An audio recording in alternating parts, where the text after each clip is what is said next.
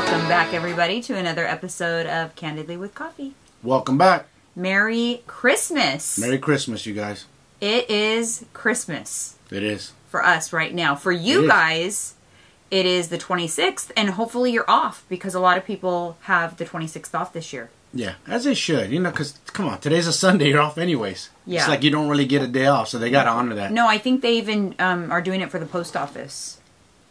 Cheers. Well, at least they'll have our listeners have something to listen to tomorrow, whether they go to the gym or errands, whatever they decide to do, sit around.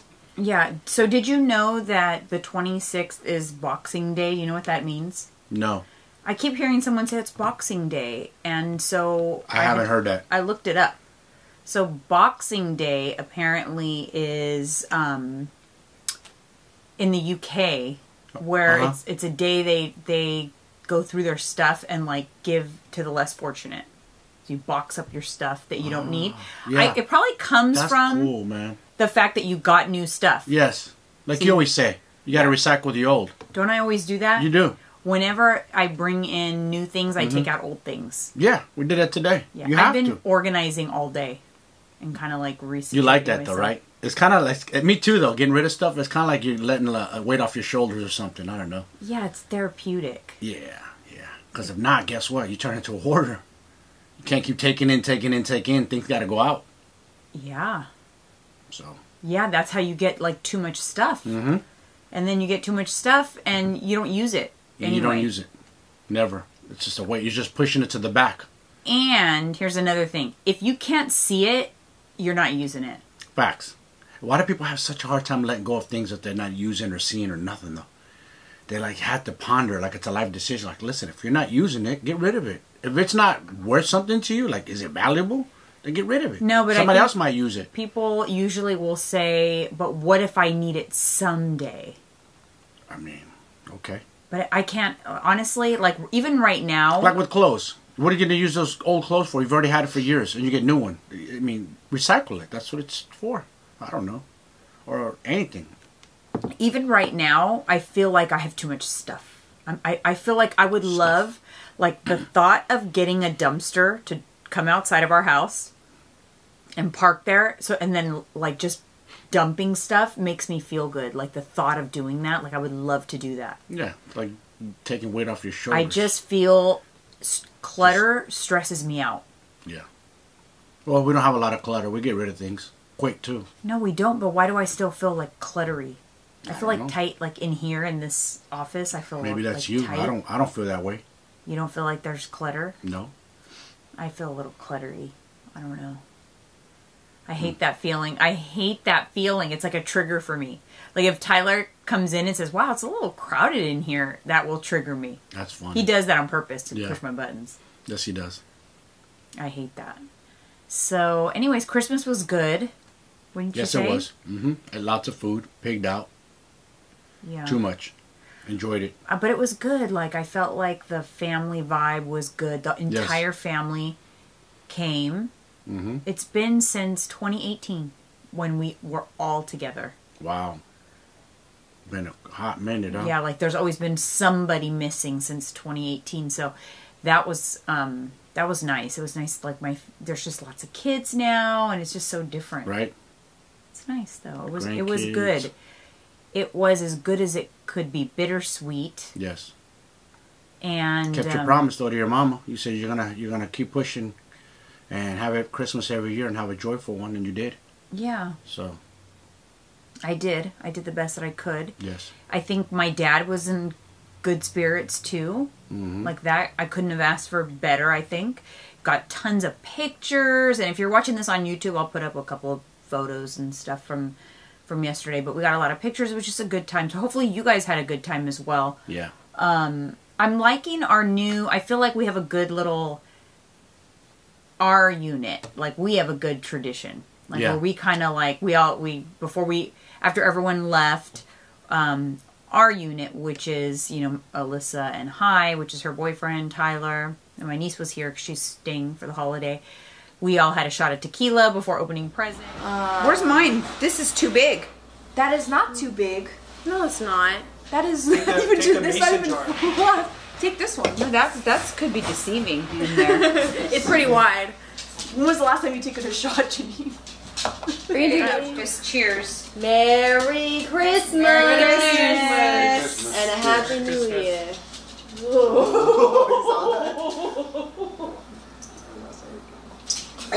Ooh, that's smooth. It's super smooth. We did. Took a group photo, and we've been doing that now for a couple of years, and I like it. I like the tradition. And like you said, one day it's possibly going to be your grandkids or our grandkids. Well, yeah, it's going to grow. Right? It's going to grow. The unit grows. Alyssa wants kids. Tyler wants kids. Yeah, so the unit grows. Right now it grows by significant others. Yes, true. And yeah, that's pretty much next.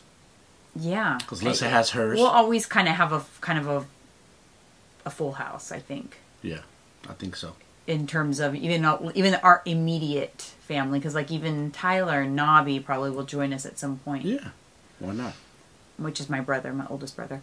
But anyways, it was good, and Santa came. Santa filled the stockings with joy and no coal. Did you get coal? Nope, I didn't.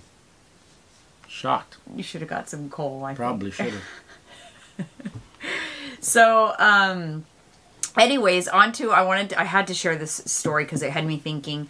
I shared a little bit with you, but I went to dinner the day before Christmas Eve with Lisa. We went to dinner. It was like a girls' Friday night, right? Friday night. Yeah. We went to Santana Row in San Jose, and like a girls' Christmas dinner, and we had dinner actually at Mezzo or whatever, Mediterranean food. I love Mediterranean food, and it was really good. I enjoyed it. I love falafel and hummus and... I was going to say you probably had pita bread pita, and hummus. and it's just I just love it. It's good. So do I. I just absolutely love it. But we did that, and then I thought, okay, it's a little early, so we should just like stop in for a drink. We just wanted to chat. Stop in for a drink at Straits. So we're going to go in there, sit down, have a drink. And we walked into the bar. It's like a bar, loungy kind of place or whatever. We walked in. The entire bar was filled with lots of men. It was like Jose. mostly men, a few women, but mostly men. Of course. And immediately it was like cat calls. Like cat calls and like hitting on, like I felt like a piece of meat. Man. We don't understand what that feels like as men. You know, it's not like you walk into a bar, me and a friend, and there's girl groups, and all of a sudden they're stopping and looking, and they're gonna come. No, it doesn't happen to us. We don't know what that feels like.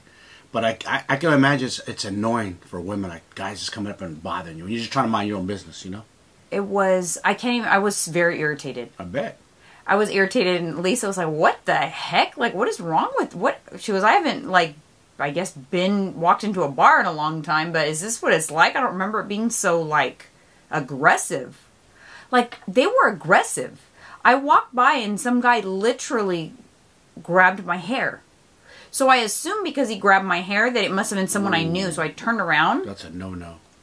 And it was like, "Oh, hey, gorgeous, come over, have a drink." I'm like, "Oh my God." Men should never touch women. Don't put your hands on women. You No. got no right. You don't know whose woman that is. Don't touch your hair. Don't touch your hand. That ain't you. I don't know why guys have this ego about them. That's okay to do that. No. You know what I'm saying? Like, bro. Let me tell you, Don't. I was so irritated. Because I would be irritated if a chick touched my hands or touched me. What are you touching me for? It was, Lisa's like, "I don't understand, but you do this a lot," because I was really irritated.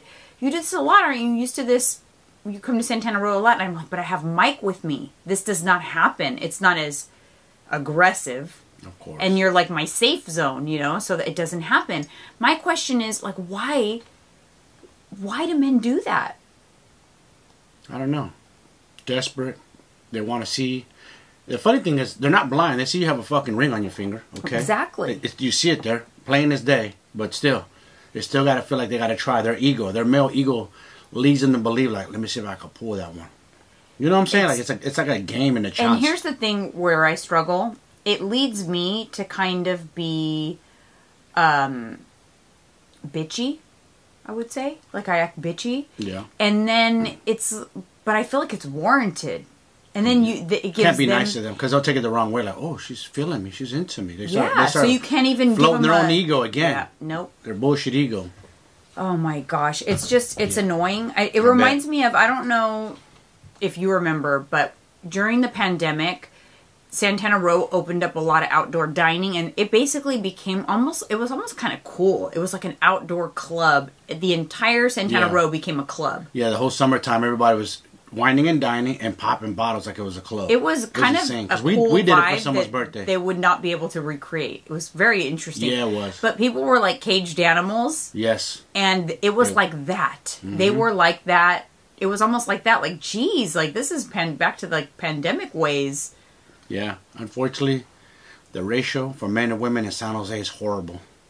It's evident. It's like 8-1 or some bullshit. What did you say, Man Jose? Yeah, someone told me that years ago, Man Jose. So we literally did a loop. When I'm like, let's go to the coffee shop. Like, we can't do this. This is going to be a nightmare. This will be a nightmare in here. So we went to the coffee shop, and even the coffee shop, I got the same vibes. We couldn't even sit outside at the coffee shop because for sure there would be a group that would come and sit nearby, and it would be an issue. So we had to sit inside of the coffee shop at a little 2-seater table to be left alone, to have peace and enjoy a conversation. I know. And it annoyed me. Shouldn't have to. It shouldn't be that way. No. This culture, I don't know how other cultures are. We're like in a bubble, but this American culture is very disrespectful, man. Like, bro, if you see a woman with a ring on her finger, why? She's obviously married, engaged.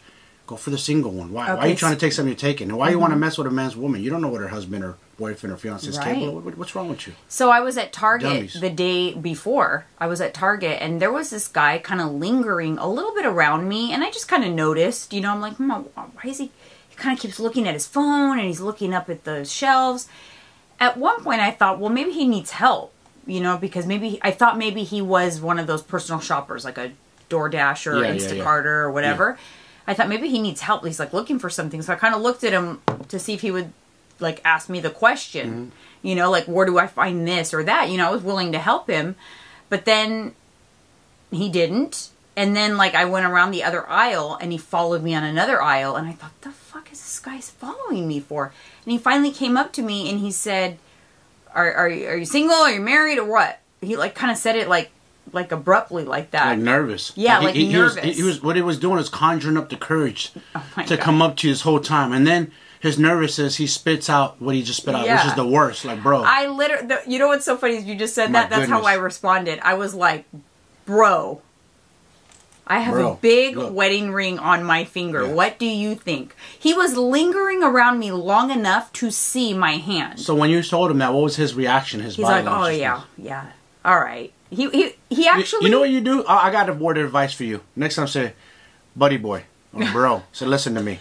Take it from me. You see this on a woman? Yeah. Keep it moving. Let it go. You don't know if her husband's lingering in the other aisle, or boyfriend's around. Be careful with that. I mean, that's the thing. So when he was lingering around, I thought to myself, surely he's not going to hit on me because he sees my ring. You know what I mean? So it must be something else. I thought, does he know me? It's hard for me sometimes because people do recognize me sometimes. And so I don't want to be like rude. And you got to be careful of that fine line. Like, he could be a fan from the podcast or I don't know. Like, I don't know. And like I said, I wasn't opposed to helping him find something if that's what it was.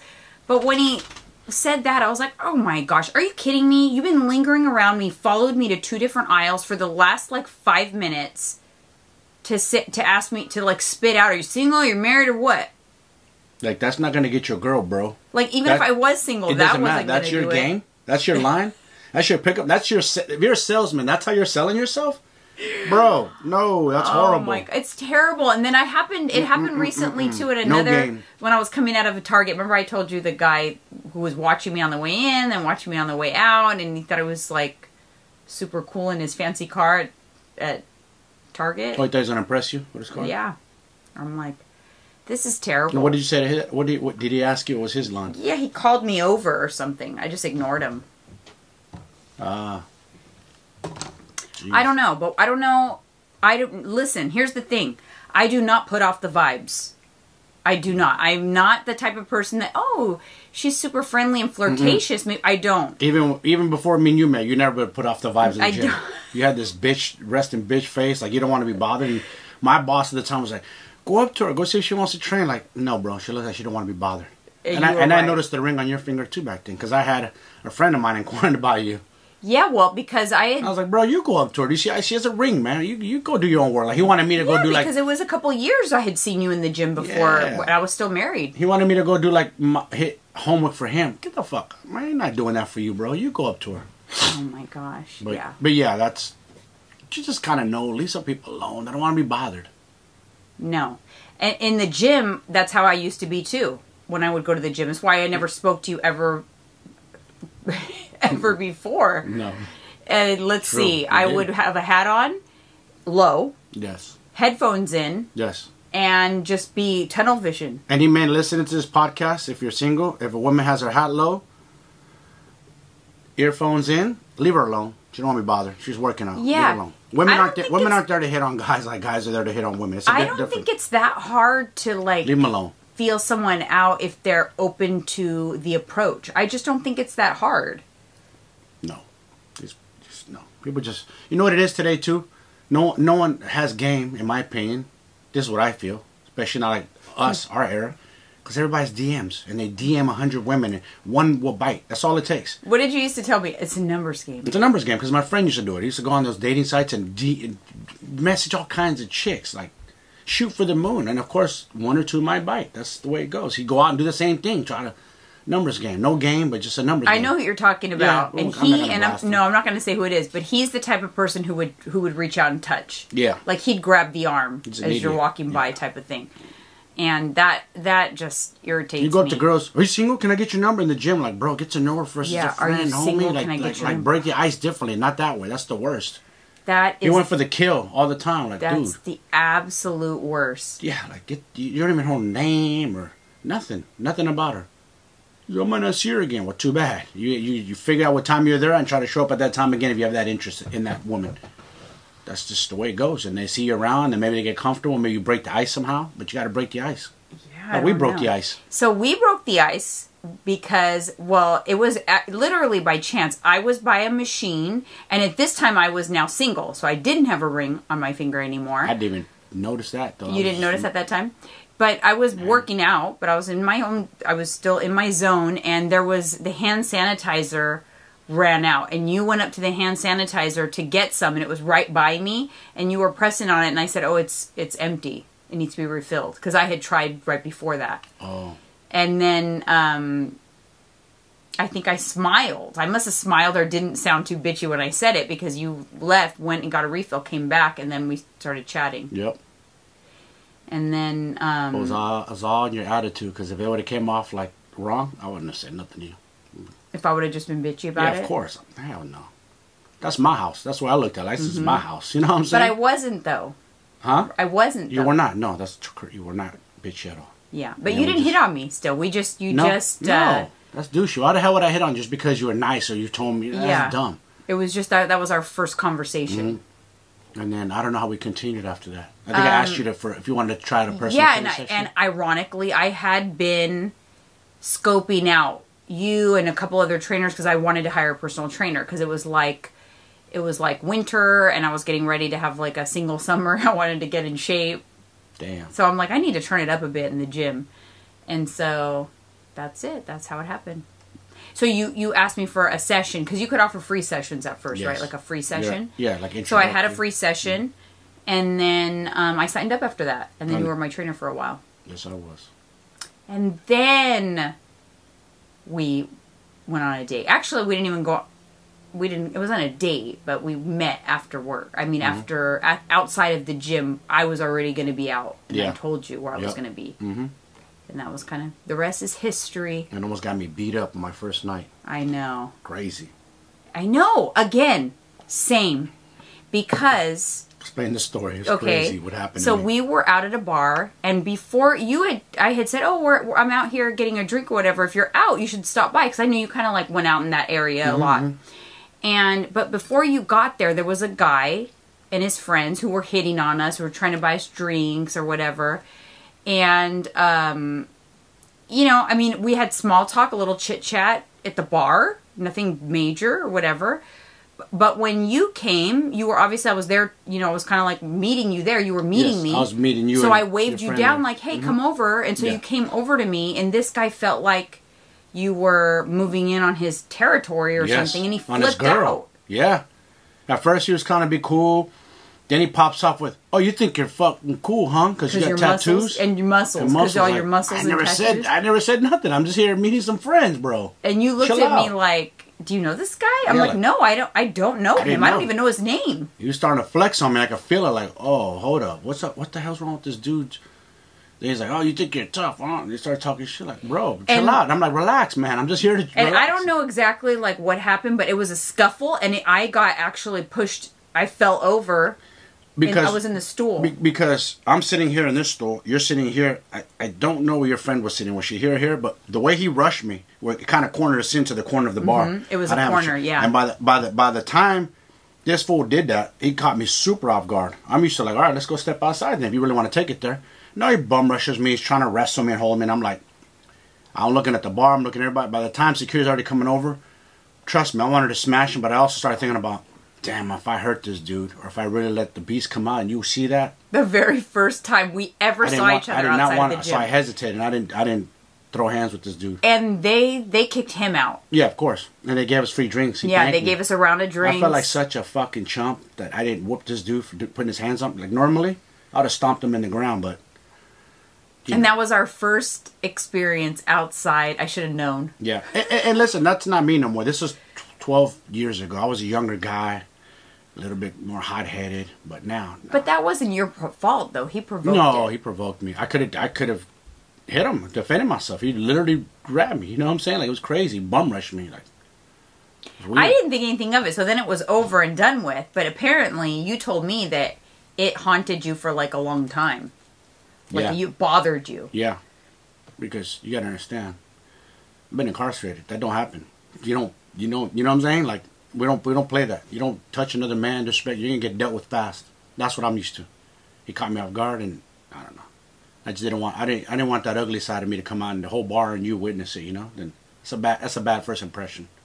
Security did their job, broke it up.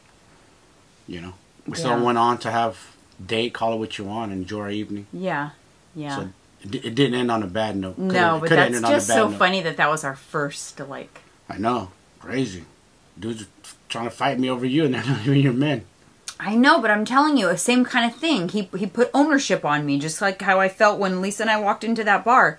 It made me never want to step out without you, honestly. You know that guys do that? Now that you say that, like back in the days, we'd go out and we see a group of girls and they start making claims like, whoa, bro, you don't even know if she's feeling you. Again, the male ego, this fantasize in their head like they're going to get this certain girl in the group. So they have, it's like once they say, oh, I want that one, what if she meets you and likes you, like, oh, I can't because like I'm going to be like. Then that dude's going to get his feelings hurt, maybe.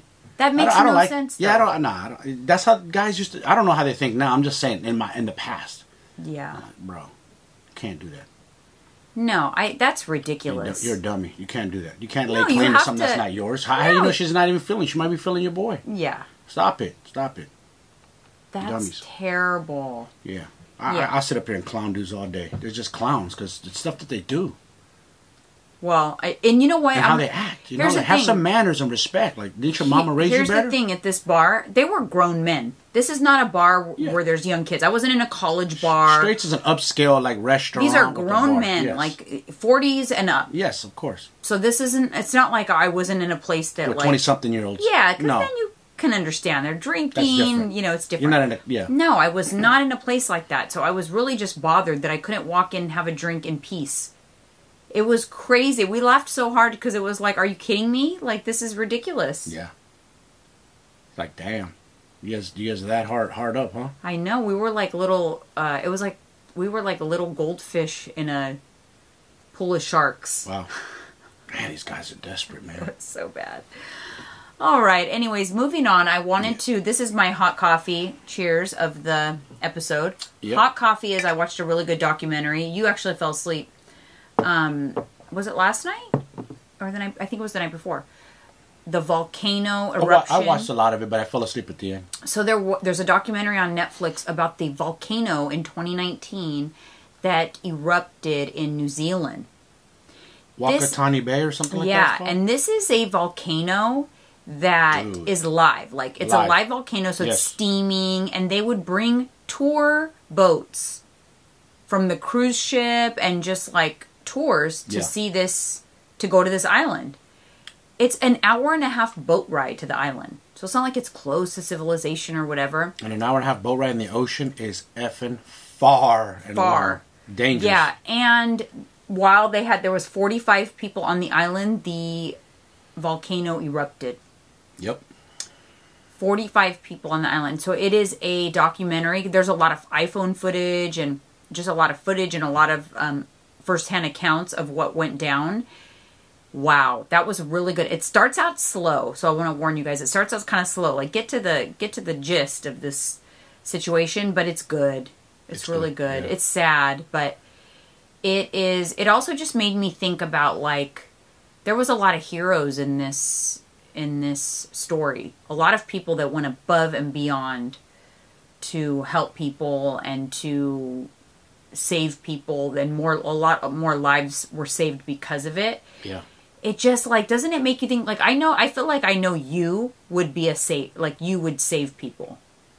I couldn't live with myself if I left people behind. That would haunt me forever. I'd like to think I would too. Yeah. But it's like, I feel like, but you don't know unless you're in the situation. You really don't know for sure. Yeah, it's true. I don't fear death. I don't care what anyone says. I would help people. If I have to risk losing my life, so be it. I can't just leave people behind.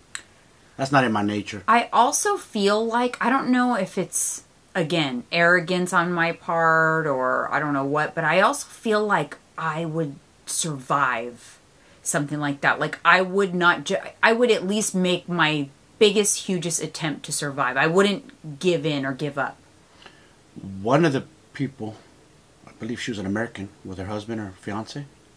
Well, I don't know what you're going to say.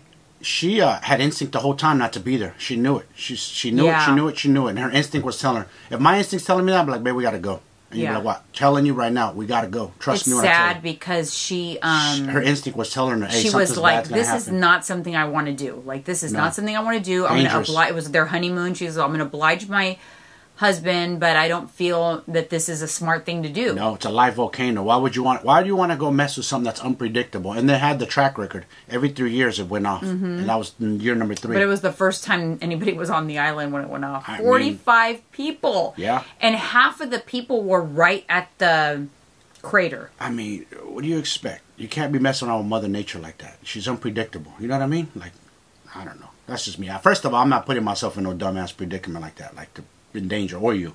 Like, no. Not gonna mess around. That was insane. But it's a very good documentary. Hot Coffee definitely is a good name for that because it was like hot lava. Actually, it wasn't lava that... no, it wasn't lava. Steam.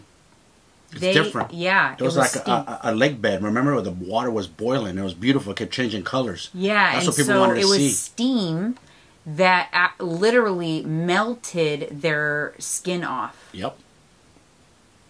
Boiled their skin off. That's crazy. The dude said, I looked at my arm and my skin was just...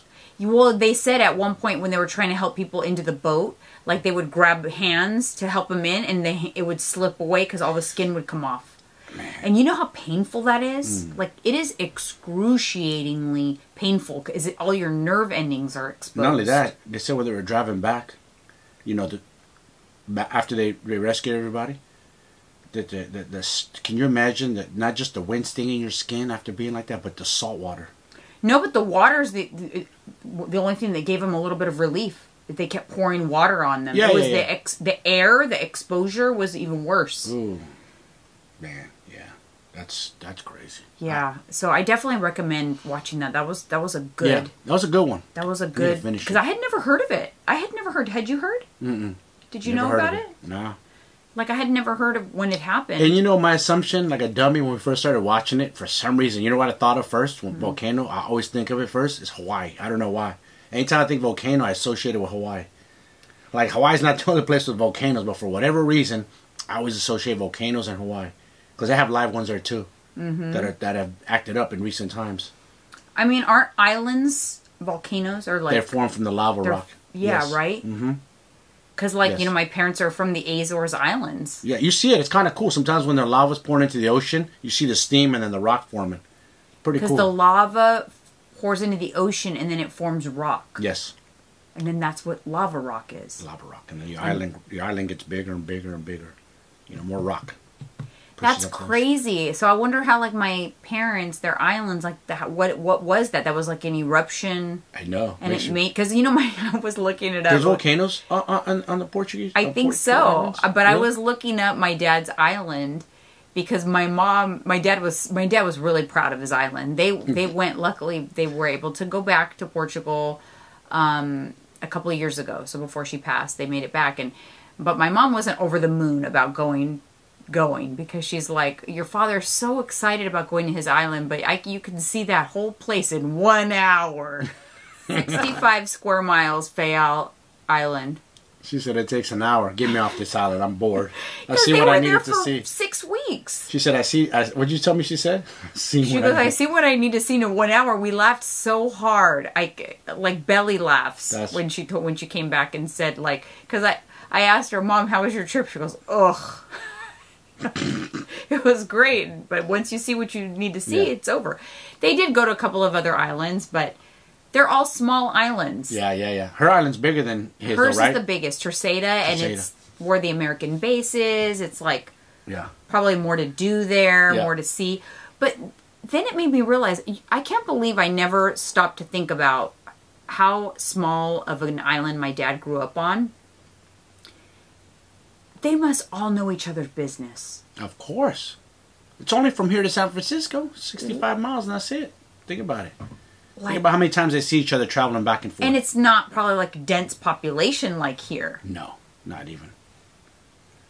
I wonder what the population of the island, if you had to guess. I don't know. I would have to look it up. Yeah. But I'm curious. I know, right? Makes you curious now. It sure does, because... God damn, you know what it took for you to get here? For you to be alive? Like, both your parents come from across the world, 2 separate islands, and met in Boston, and wow. It's pretty amazing. Yeah.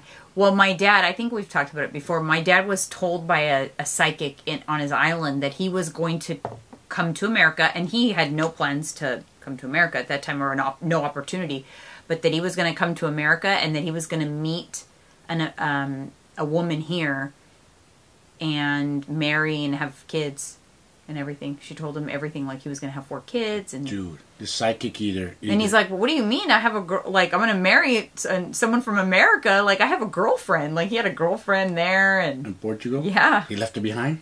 Yeah. Wow. He had the opportunity to come, and they did like a lottery thing or something like that. And I have the whole story. He gave me the whole story, but it's pretty interesting. It is.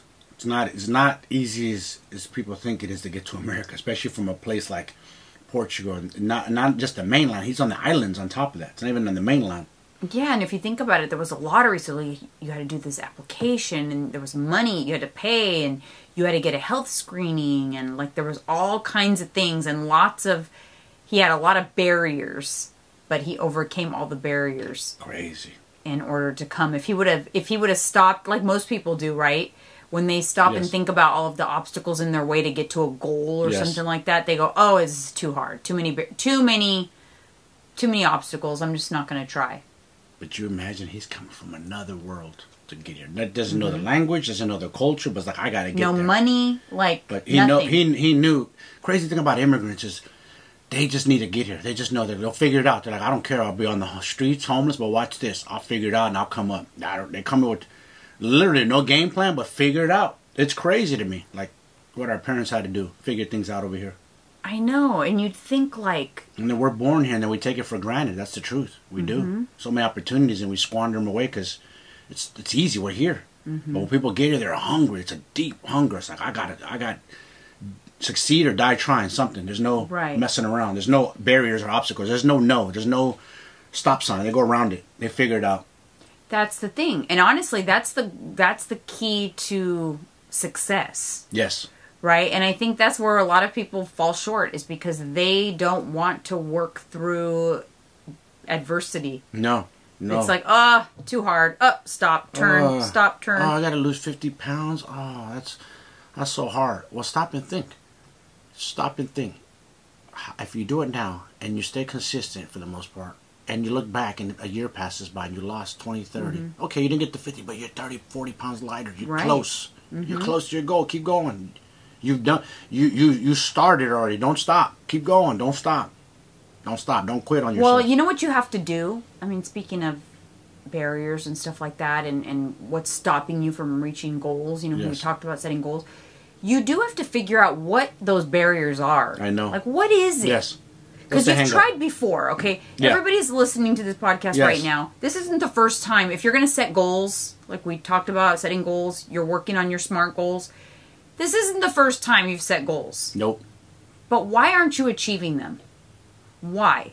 Yeah. You have to identify that. That's at least you can learn from it. Mm-hmm. So maybe you weren't successful in the goals you've set previously over the years. It doesn't mean it was worthless, because you can learn from the experience of failing. That's how you do learn. Yep. It's the only way to learn. Yeah. So you have to stop, though, and reflect to figure it out. Like, why am I failing? Why have I set this goal before and I am not able to achieve it? What am I falling short? The obstacle that is preventing me from achieving it? Because why can this person do it and this person and you can't? Like, you are capable. You know what I mean? Yeah, because people need to realize it all starts in the mind. That's where it all starts. That's where it all is, in the mind, not the body, the mind. Mm-hmm. You gotta believe. You gotta tell your mind. Your mind has to believe you can do it. And once you do that, the rest will fall into place. Your body will follow. It all starts in the mind, though. Mm-hmm. There's no different from the fittest people on earth to the most sedentary, sluggish, out of shape people. It's the mind. That's the difference. It's the mind. It's through behavior change. That too. You have to change behaviors. And that starts with the mindset. Yes. It's not... It has nothing... Exactly. It goes back to the mindset. It doesn't start with the meal prepping. Nope. The counting the macros. Nope. And the working out. Nope. That's not it. None of that. That's the, effect. The cause is the mindset shift. Yes. That's the starting point. Yes. The problem is people skip to what they think they need to do. Well, I'm just going to meal prep. I'm going to sign up for the gym. I'm going to hire a personal trainer. I'm going to buy a program. They check all the boxes. Yeah. I'm going to buy a program. I'm going to spend a lot of money. I'm going to go get some gym clothes. But they're not sitting a while inside of their mind and figuring out what needs to change in my behavior. Yes. What am I going to do this time to win? Right. And get over the hump. That one hump that always blocks me and then I quit. I'm almost over, but then I quit. How are we going to get over that hump? It's all of them. It's all here, you guys. I swear, it's all up here. Mm-hmm. It's not because me or her more motivate other people. No, it's on the mind. We all have the same mind. Some of us just have that we can't be stopped attitude. Once you get that we can't be stopped attitude, you can accomplish anything. Mm-hmm. I'm telling you. When I doubt myself, when I have when I have fear, but when I'm fearless and have no doubt, oh my goodness, I feel like I can accomplish anything. That's the thing. You have to just... It's like self-talk. How are you talking to yourself? Yes. Right? Because that's what it starts with. Let's be real. It starts with self-talk. Don't be homie. I always tell myself that. I'm about to get in that ice cold shower, which I've been doing. Oh, yeah. Why don't you share that? Well, I've been taking cold showers, ice cold showers for about a week. It just started. Hey, about a day is enough for me. It is a big deal in my book. It hurts. And the reason I got into it, because I don't have an ice bath like I could go lay down in. And eventually I'm going to get to that tub. But for now, I'm just building up my my resistance to the cold. It hurts. And I'm doing it more for mindset, because it's uncomfortable. And I'm trying to get out of comfort. Anything that's comfortable for me, I'm trying to shift my mindset and get out of the uncomfortable. Because if I don't, I'm going to keep spinning my wheels, which most of us are doing. We're just spinning our wheels. We keep saying, keep doing the same thing over and over and get no results or the same results. Why? That's the definition of insanity. Mm-hmm. Keep doing it over and over. And you expect something different, but you're doing the same thing over and over and over again. The same diet or meal plan or macros you're doing, it's not working. If you're not losing weight, it's not the menu. It's not the meal. It's you. It's Sorry. The behaviors. Point the finger at yourself. Look. Point the finger in the mirror. Yeah. There's one in the mirror and 3 pointing back at you. There you go. It's you. Yeah. I hate to say it. Accountability. Yeah. You gotta be real with yourself. So back to that. I saw Joe Rogan doing ice baths, and it challenged his mind mentally. And when you make the mind strong, man, you feel unstoppable. Mm-hmm. And I know that's hard for him to do. You could tell. He says, you got to get through the suck. And that's what it is for me. I got to get through that suck. So what is it that you're doing exactly? You put it on just cold? Just cold. And you step into, you don't have it hot first and then go cold. No. You go from no wet. Mm-hmm. You take your clothes off and you get into a shower that's only the cold water's on. It takes my breath away and it stings and it hurts. Yes. Ooh. About 5 minutes, 3 to 5 minutes, I'm guessing. 3 to 5 minutes? Yes. Oh, that's... I lather too. It ain't just rinsing. You're on the taking a armpits, cold shower. hit my head, armpits, everything. It has to. That's interesting. Let me ask you this. Do you think it's helping your mindset at all?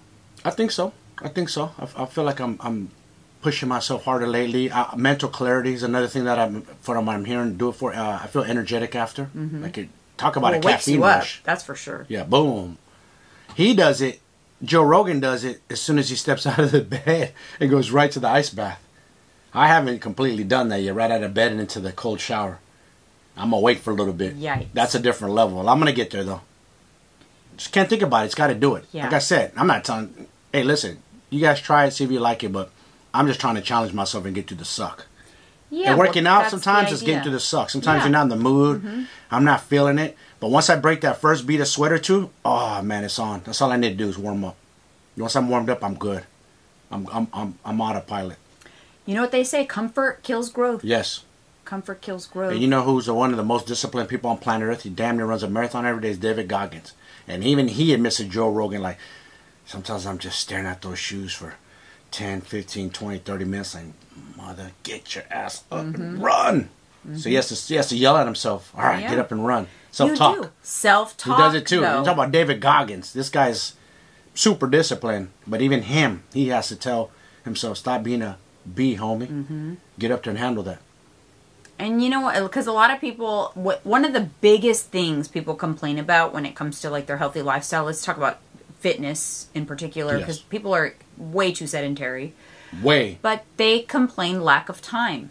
They say, oh, that's their biggest complaint is I don't have enough time. Love that excuse. You know, I don't have enough time. You know, I don't, I want to sleep a little longer, so I'm going to have to give up the workout. That's fine, because I'm not saying that you should give up sleep to work out, because sleep is very important. But you're thinking about it wrong, because you're thinking you're just trading in more sleep. But what did you do leading up to going to sleep? And what did you do right when you got up from sleeping? Use that time to work out. You're still choosing other things instead of working out besides sleep. Because I understand it's easy for you to give up a workout because if you're saying you didn't get enough sleep. But what about the rest of your day? Yep. Could you have done some of that other stuff another time? Could you have gone to sleep a little bit earlier? Why did you have lack of sleep? What did you stay up too late doing? 24 hours in a day. You need about 7, 8 hours of sleep. Okay. 30 of your day is gone. 8 hours for work. There's your other third of the day gone. Well, so now you have 8 hours or so left. Block it out. I know you need parents, you need time with your kids, errands, run around, taking the acro, taking the ballet, whatever, basketball practice. Block it out. Somewhere in that time zone you need to squeeze in a workout. There's always a way. And this is what I always say. What I always tell you, babe, ain't none of you people busier than a Rock or Joe Rogan or any other celebrity who's built like a tank and puts in the work every day. I'm sorry.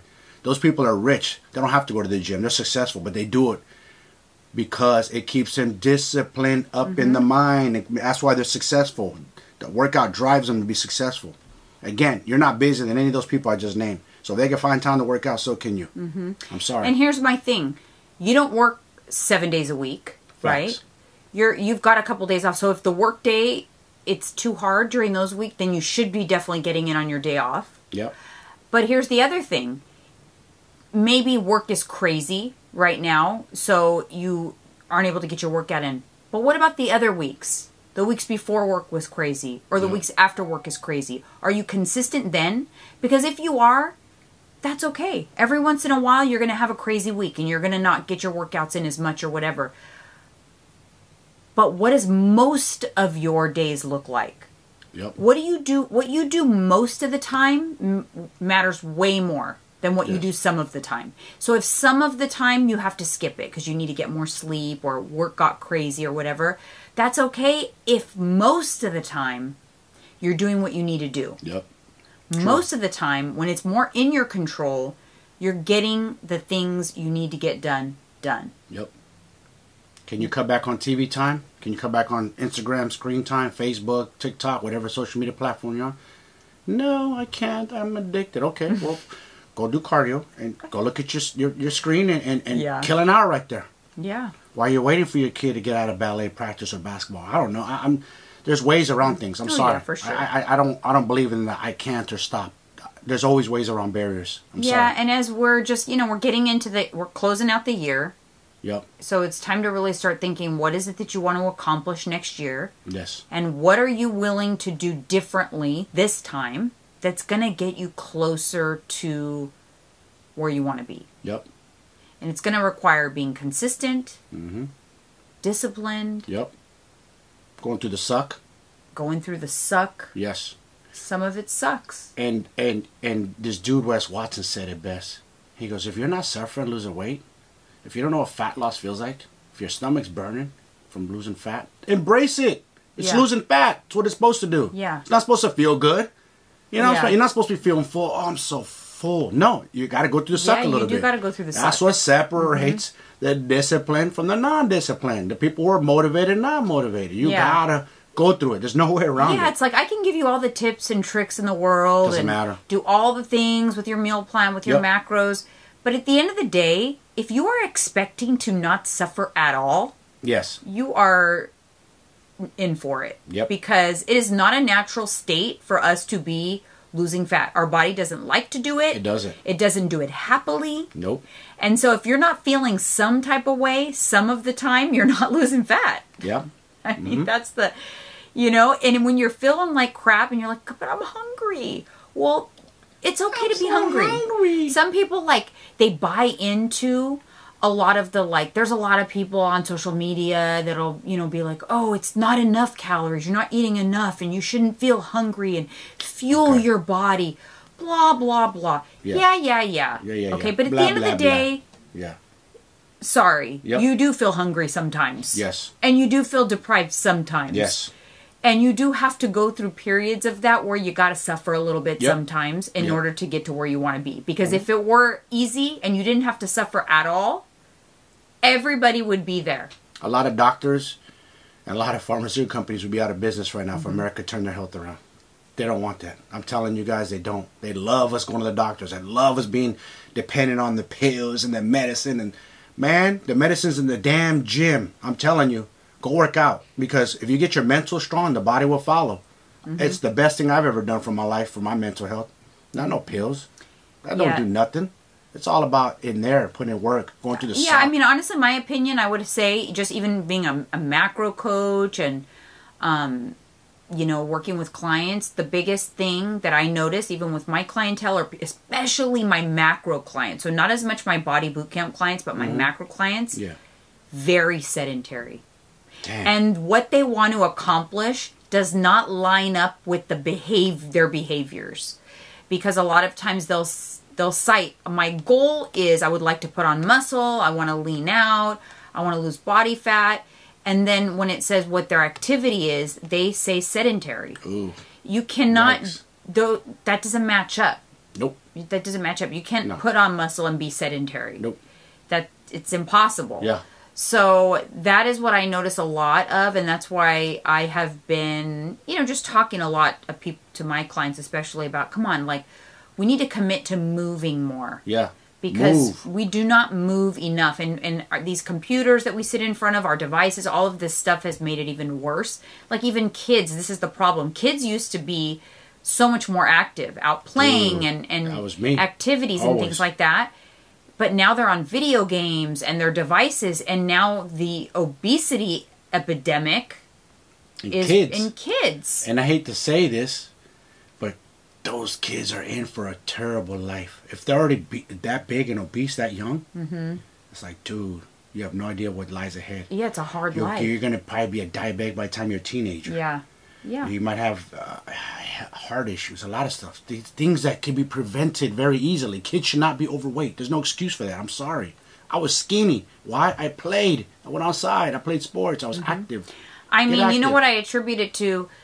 For one, you have to emulate the behaviors that you want your kids to It all starts with follow. It starts with you. You're the social. You're the parental. Yes. influence. Yes. So it doesn't mean that you have to police them in that way, but they are watching and picking up on your behaviors. Yep, they are. You know, I've never policed my kids in terms of, oh, you got to move. You got to go out and get 10,000 steps. That's not how you do it. No. You kind of just do it by example. Yes. Like, you know, like on the weekend, hey, let's go take the dogs for a walk. Let's let's have active weekends. Let's go to the beach. Let's throw the ball. Let's chase the dogs. Yeah, let's limit screen time. There's ways you can do it indirectly and in a healthy way. And if you need help with that, seek help. Check with your doctor. You know, they will give help, because I know that they're really focused on, you know, kids and preventing them from being overweight, because it does cause a lot of problems when you start that young. That angers me, because I look at the parents and I see why the kids are the way they are, and it's and I don't want to blast it, but my culture needs to do better. Latinos, Mexicanos, we need to do better. You guys, stop. Don't do that to the kids. That's not fair for them. I don't know what it, you know, it's hard, and it's not just saying it's just us, but what I'm speaking of, what I see in my culture, I see it's bad. Eat everything on your plate. Or what I see a lot of is, I feel like, do as I say, not as I do. Yes. That's what I see. I see as like you are living a certain way, but you're trying to get them to eat their vegetables and do all these things, but you're not doing it. It's not going to work. Nope. You have to lead by example. And you have to think, that's why it's important. Like, think about, like, are you right now living the life that you want your kids to emulate? Yep. In many ways, not just a healthy lifestyle and things like that. And it doesn't mean that you have to be the food police with them or whatever, but it does mean, like, I knew that... But who's responsible for putting food in the house and what they eat? The parents are. Who's buying the groceries? Who's going to the fast food? Who's paying for it? I'm just saying. You know, a lot of times I'll have clients, they'll say... I struggle because, you know, I'm trying to lose weight, but like I have to feed my family and to eat something different than my family. I'm like, why do you have to eat something different than your family? Yeah. Who told you that? You guys should be eating exactly the same. Yeah. Why would you have to eat something different? Yes, if you're on kind of like a specific set of macros, you have to portion it out differently. That's it. But there should be no reason why you are not eating the same thing as your family. Yeah. So if you're going to pick up McDonald's for the kids, but you're making, you know, your chicken and rice with kale, why are you picking up McDonald's for the kids? You know what I mean? Like, why are you picking it, or why are you making this, you know, mac and cheese and scalloped potatoes for dinner for your family, but you're not willing to eat it because you're on a healthy lifestyle journey? Well, what does that say for them? Why are you willing to give it to them? Exactly, right? You know? Bingo. So, hello. You could be creative. Yes, like I said, I'm not... Especially what I teach, it's not a restrictive diet plan, but there should be no reason why you and your family aren't consuming the same or similar meals. Nowadays, with the air fryer and so many options, it doesn't... Listen, the so-called healthy food, or you're within your macros, food tastes so good nowadays. It's not like you have to advertise your kids, hey, by the way, this is a healthy dish, kids. I want you to eat this. No, right. It's all in the presentation. Like, they don't know. Yes. Don't tell them you're on a diet and you're going to eat diet food just like mommy. No. Like, they're going to, ew, I don't want diet food. Exactly. It's all in the presentation. Mm-hmm. You know? Exactly. Chicken, rice, potatoes. You can make it look good. You can flavor it up. They're veggies. It doesn't have to look taco bland. bowls, Chipotle-style bowls. Let's build our own tacos. I'll have a taco bar night. Yes. Let's make our own nachos. All of this can be done in a healthy way. Let's make our own pizzas. Mm-hmm. It can all be done in a healthy way. It can. It absolutely can.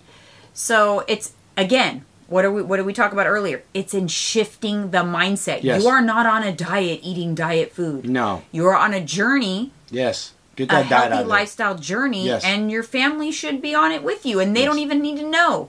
And because if you're the one controlling what they eat. That's true.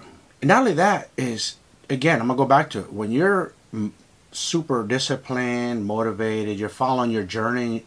And guess what? When you're having success in that, it can also translate success into your personal life, your career, success in your marriage, relationship. If you feel better by yourself, that energy is going to radiate. It's going to translate. That's just the way. You can tell people are miserable in society. Yeah. They don't feel good in their bodies. I'm sorry. I've been 250. I'm 5'9" as a man.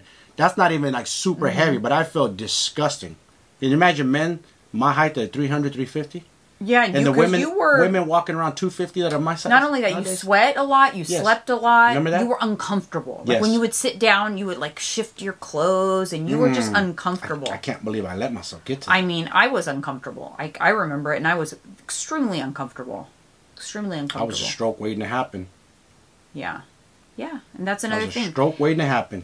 Obesity is the leading one of the leading causes of cardiovascular issues in us, right? Yes. And cardiovascular is the #1 leading cause of death. Yep. So obesity is one of the most preventable chronic health conditions. That's it.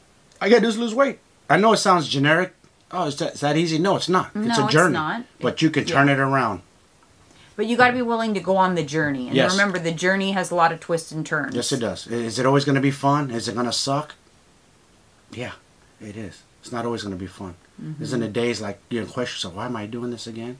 I do all the time. I still do. Sometimes when I'm in a mood or whatever, I'm like, oh, why do I care? Like, why do I even care?